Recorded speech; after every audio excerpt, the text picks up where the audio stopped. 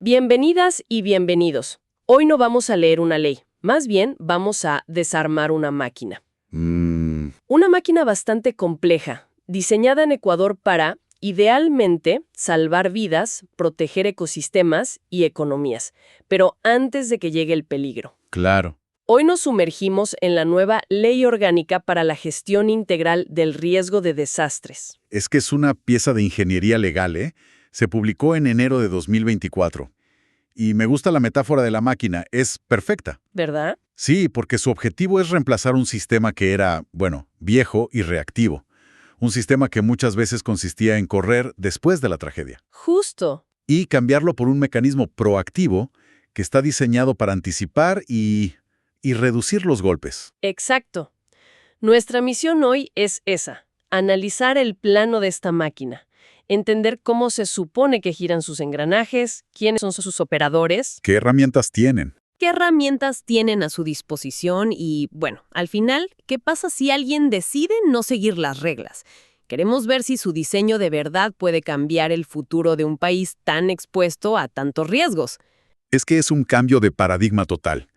La ley intenta construir resiliencia desde los cimientos. Y eso, pues empieza con el manual de instrucciones, con las ideas fundamentales que la sostienen. Entendido. Pero, a ver, esto de cambio de paradigma suena muy ambicioso. Empecemos por lo básico para ver si es realista.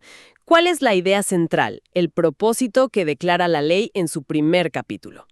El objetivo es gobernar todo el ciclo del riesgo.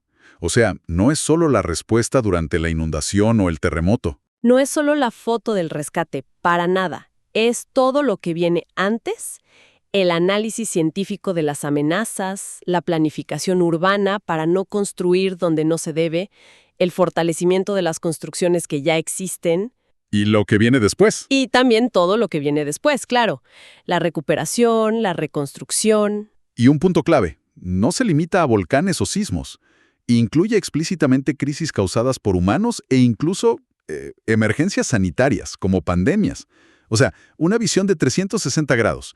Ahora, algo que me sorprendió de inmediato es el alcance. No es solo para el gobierno, ¿verdad? La ley parece decir que esto es tarea de todos. Absolutamente. Y ese es uno de los primeros pilares. El artículo 2, de hecho, establece que es de cumplimiento obligatorio para todos en el territorio. Todos son todos. Todos son todos, sector público, empresas privadas, cada persona, cada comunidad, hasta los organismos internacionales. La premisa es radical. La seguridad no es algo que el Estado te da. Ajá. Es una responsabilidad que se construye en conjunto. Eso me lleva a uno de los principios que leí y me pareció fascinante, el de autoprotección. Suena a que el Estado está diciendo, miren, no podemos ni debemos hacerlo todos solos, la ciudadanía también tiene que hacer su parte. ¿Estoy interpretando bien esa señal? La interpretas a la perfección.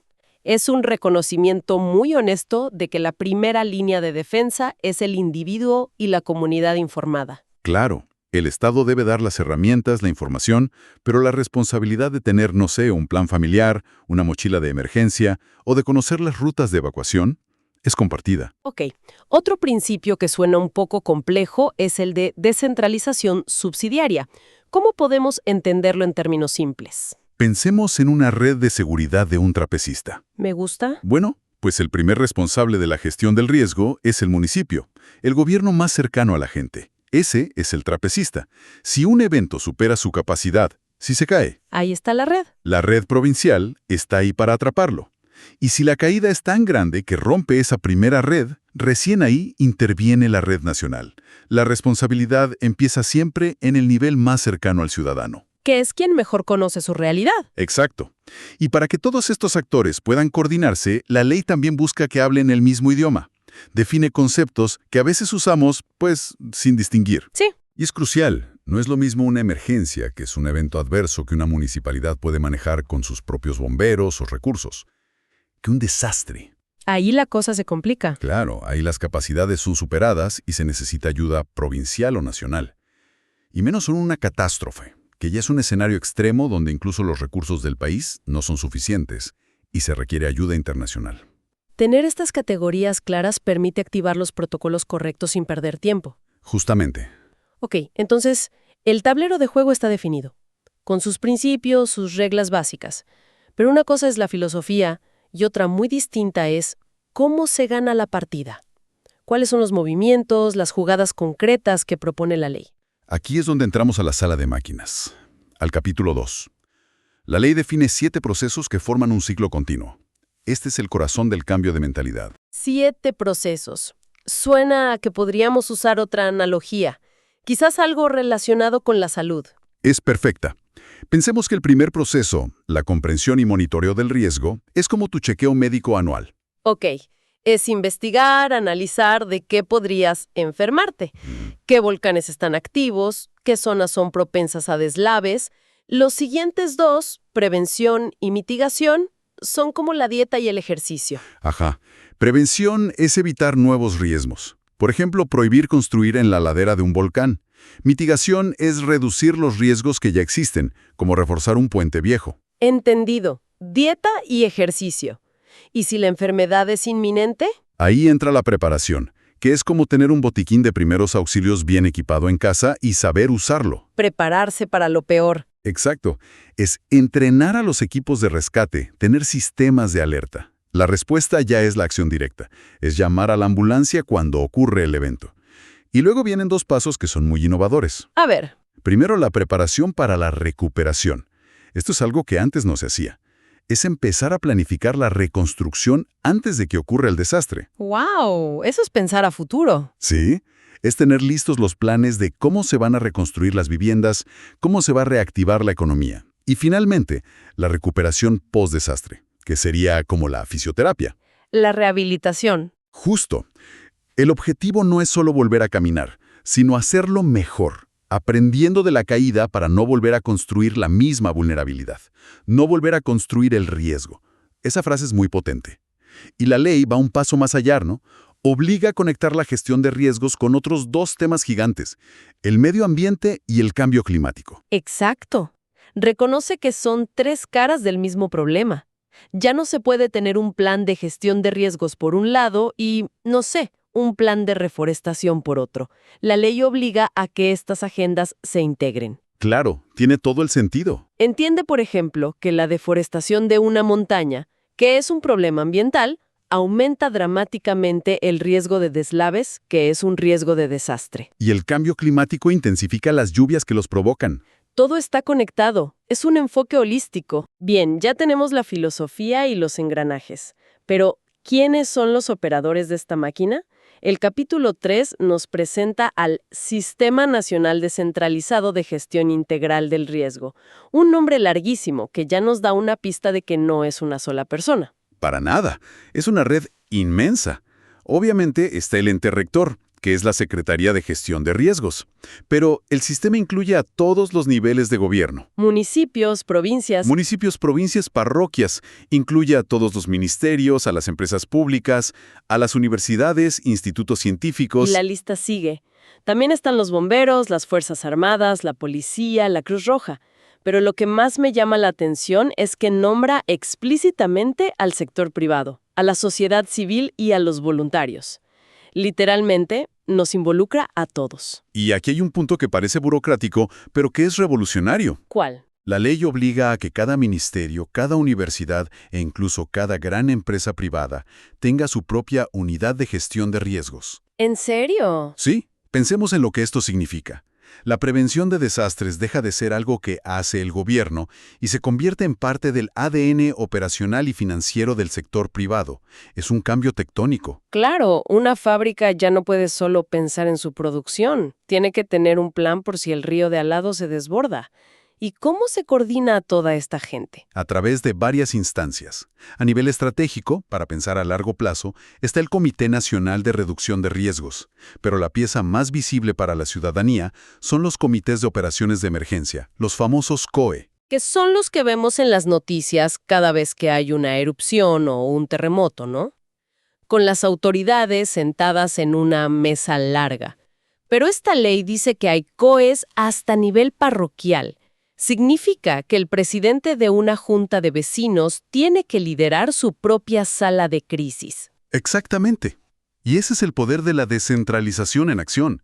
Puede sonar a algo pequeño, pero esa autoridad local es la que sabe qué puente se cae siempre con la lluvia, ¿Qué barrio se inunda primero? ¿O qué familias tienen personas con movilidad reducida? Esa información es oro durante una emergencia y se pierde en un despacho a cientos de kilómetros. Y finalmente, para la etapa de fisioterapia, se crean los comités de recuperación y reconstrucción. Ok, tenemos a los operadores y las salas de control.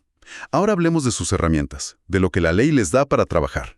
¿Cuáles son los instrumentos más importantes que pone sobre la mesa? El primero y más importante es la planificación. La ley exige que la gestión de riesgos se integre de forma transversal en los planes más importantes del país. O sea, que no sea un anexo que nadie lee. Justo, en el Plan Nacional de Desarrollo, en los planes de ordenamiento territorial de cada municipio, la reducción de riesgos tiene que ser parte del núcleo de cómo se planifica el futuro del país. Luego está el eterno problema, el financiamiento. Suena muy bien tener planes, pero ¿de dónde sale el dinero? La ley es muy consciente de eso. Crea una estrategia financiera para riesgos de desastres. Y esto es fascinante porque va mucho más allá de simplemente asignar una partida en el presupuesto. ¿Cómo cuáles? Introduce conceptos de finanzas modernas, por ejemplo, la transferencia de riesgos. Eso suena complicado. Se refiere a instrumentos como seguros, reaseguros o incluso bonos catastróficos. La idea es no esperar a que ocurra el desastre para ver cómo se paga la cuenta de la reconstrucción. Sino tener el dinero listo. O al menos tener herramientas financieras precontratadas que se activan automáticamente. Es un intento de proteger las finanzas públicas de un shock devastador. Suena más a Wall Street que a un organismo de emergencias. Es una visión muy sofisticada. Lo es. Y también busca involucrar al sector privado a través de un fondo de responsabilidad social, para que las empresas puedan aportar voluntariamente. ¡Qué interesante! Otra herramienta vital son los sistemas de alerta temprana. La ley exige usar la ciencia, la tecnología, para avisar a la gente con tiempo, minutos que pueden significar la diferencia entre la vida y la muerte. Y por supuesto formaliza las declaratorias de alerta, emergencia o desastre, que no son solo un anuncio en la tele, sino que activan toda la maquinaria. Correcto. Activa protocolos, movilizan recursos, permiten tomar medidas especiales, pero con una salvaguarda muy importante. ¿Cuál? La ley exige que en estas situaciones se tomen medidas diferenciadas para los grupos de atención prioritaria. Ah, eso es clave. Significa pensar específicamente en las necesidades de niños, de personas con discapacidad, de adultos mayores. La respuesta no puede ser una talla única para todos, porque el desastre no afecta a todos por igual. Bien, llegamos al final de la máquina. Y toda máquina necesita un mecanismo de control de calidad, algo que asegure que los operadores la usen bien. ¿Qué pasa cuando alguien incumple la ley? El capítulo 5 habla de infracciones y sanciones. Así es. Establece consecuencias claras. Hay infracciones leves, como no acatar una disposición de un COE que no cause un daño mayor. Pero luego están las infracciones graves, y ahí la cosa se pone seria. Me llama mucho la atención una de ellas: difundir información falsa que cause pánico. En la era de WhatsApp y las fake news, ¿no es esto casi imposible de controlar? ¿Cómo podría el Estado realmente sancionar a miles de personas que comparten un rumor? Esa es la pregunta del millón, y el gran desafío de la implementación. La ley lo pone en el papel, pero la aplicación es enormemente compleja. Claro. Probablemente el foco no esté en el ciudadano común que comparte algo por miedo, sino en actores que amplifican el pánico de manera irresponsable y sistemática. Entiendo. Otras infracciones graves son más directas: negar injustificadamente la asistencia humanitaria o, y esta es clave, que una autoridad no realice las acciones de prevención que estaban a su cargo. Se sanciona tanto la mala acción como la inacción negligente. Y las sanciones son fuertes. Pueden serlo. Van desde trabajo comunitario y multas económicas, hasta la suspensión de actividades para una empresa. Y para los funcionarios públicos, una infracción grave puede llevar a la destitución. El mensaje es claro. Sí, el mensaje es contundente. La gestión de riesgos no es opcional, es una obligación legal con consecuencias reales. Haciendo un recuento, queda claro que esta ley es mucho más que un manual de emergencias. Es el plano de una nueva forma de pensar y actuar. Un proyecto de país que busca transformar la manera en que Ecuador convive con sus riesgos. Sin duda, es un diseño ambicioso sobre el papel. El gran desafío, como siempre, está en la implementación. Que la máquina no se quede en el plano, sino que se construya. Que los engranajes realmente giren. Exacto, que los planes no se queden en el papel, que los recursos fluyan y que realmente se logre esa cultura de prevención en todos los niveles. Es un camino larguísimo, pero la hoja de ruta legal para recorrerlo ya está trazada. Y esto nos deja con una última reflexión. La ley habla mucho sobre las responsabilidades de las instituciones, los comités, las empresas, pero vuelve una y otra vez a ese principio con el que empezamos, la autoprotección. Esto nos lleva a una pregunta final para quien nos escucha. Más allá de lo que haga el gobierno, ¿qué paso concreto podría dar una persona, una familia o una comunidad esta semana para entender mejor los riesgos de su propio entorno y prepararse, aplicando en la práctica ese principio de corresponsabilidad que está en el corazón de toda esta nueva máquina?